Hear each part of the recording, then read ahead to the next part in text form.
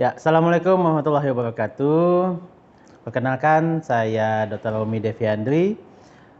Kalau dipanjangin SPOT KMKes AIFO, bisa dipanggil Romi saja, atau kadang ada yang memanggil dengan Romi Sporty. Kenapa ada Romi Sporty? Karena saya sebagai dokter konsultan di bidang sport injury atau cedera olahraga. Saya basicnya dokter, mengambil ortopedi, lalu konsultan sport injury, serta mempunyai master degree di bidang fisiologi olahraga. Di sport fisio ini dinaungi oleh Fit Centrum, kita mempunyai divisi sport fisio. Saya sebagai konsultan untuk kasus-kasus cedera olahraga, di mana bagi pasien ataupun atlet yang cedera di sini, maka saya akan bertanggung jawab menjadi konsultan dan untuk status dan perkembangan kesehatan di sport fisio ini.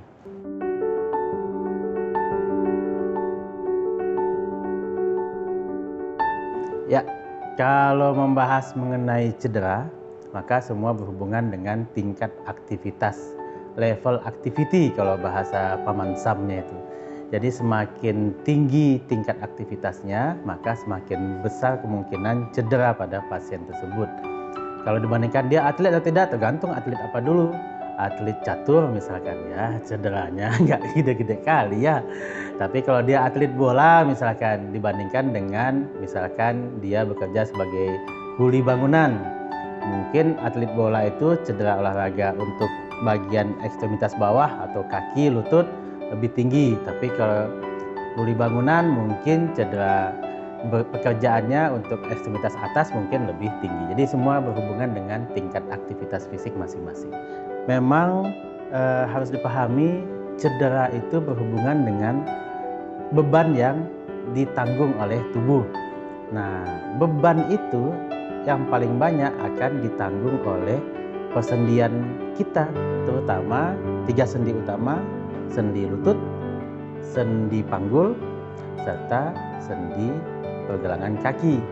Nah, makanya 3 sendi itu akan paling besar kemungkinan cederanya pada individu-individu yang mempunyai tingkat aktivitas pekerjaan yang berlebih, misalkan pada atlet ataupun pada pekerja-pekerja berat, misalkan seperti itu.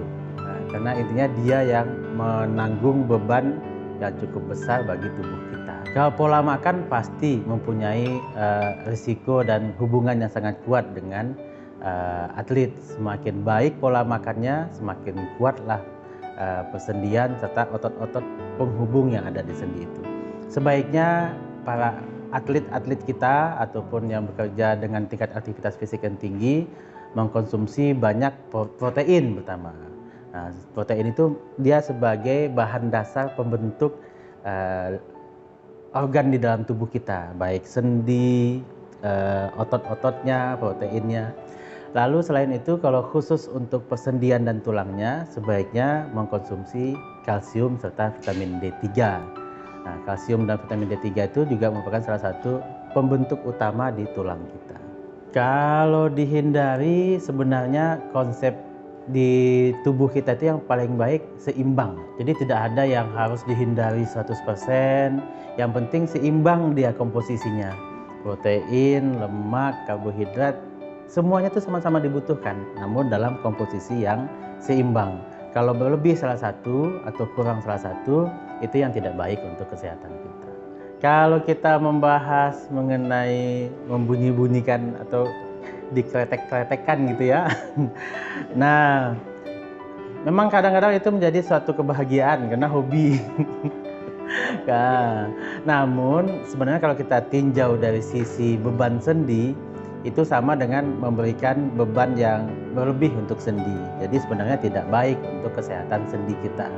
Mungkin baik untuk psikologis kita karena bahagia gitu kalau bunyi, tapi sebenarnya secara fisik itu tidak baik untuk persendian kita. Jadi jangan dilakukan sebaiknya. Ya, karena sebenarnya setiap sendi kita itu mempunyai batas pergerakan masing-masing. Jadi akan tetap baik persendian kita kalau pergerakannya masih di dalam batas pergerakan sendi yang normal. Nah, kalau kita kretekkan, itu sebenarnya kita memaksa dia bekerja di luar lingkup sendinya kan. Nah, kalau sudah dikasih pekerjaan yang berlebih seperti itu, akan membuat risiko cedera lebih tinggi. Ya, memang sebenarnya butuh penelitian lebih lanjut karena saya belum pernah baca ada penelitian yang spesifik tentang itu. Namun diasumsikan atau mungkin kalau dalam agama dikiaskan gitu ya. Nah, semua pekerjaan yang berlebihan akan menimbulkan risiko cedera lebih tinggi. Jadi kalau banyak dilakukan kretek-kretek seperti itu, maka kemungkinan diasumsikan oleh para medis akan mempercepat terjadinya pengapuran pada persendian tersebut. Lalu kemungkinan untuk cedera pada otot-otot serta ligamen yang memperkuat sendinya juga akan semakin tinggi.